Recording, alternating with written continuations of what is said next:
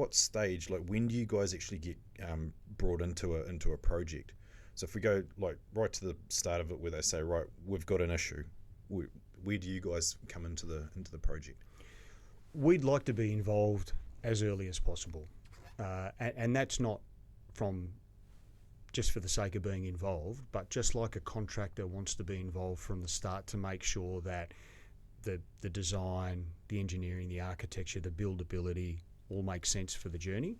From our perspective, we can give guidance and or funding to a body corporate all the way along the journey. So if we're brought in early on in the piece, where it's, hey, look, we've got this project, we're not sure what it's going to cost, can you give us some advice?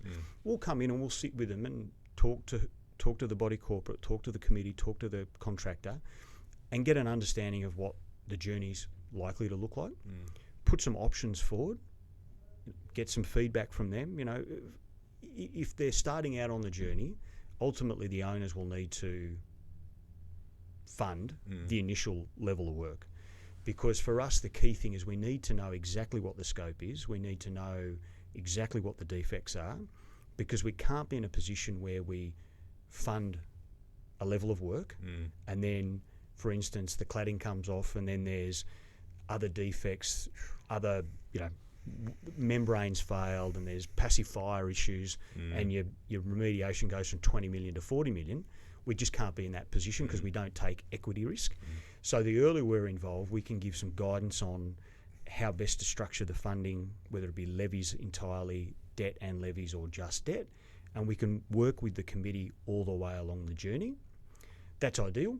Invariably, given we're entering the market more recently, that most projects are already, the train's left the station. So we're coming into these projects part the way through. And we still provide that funding advice and guidance to the owners. And invariably, a lot of the conversations we're having now are, well, we're going to raise levies to a certain level, but we think we're going to have a shortfall. Can you fund the shortfall? That's perfect for us because the commitment by the owners to fund the original work, great, and we're coming in to top it up, perfect. There's other conversations where we're going into tenders alongside contractors where it's going to cost X, here's how you're going to fund it, and we can provide them options around whether we fully debt fund it, whether we put a bit of debt and a bit of levies together and provide them options and work through what works best for them. Right.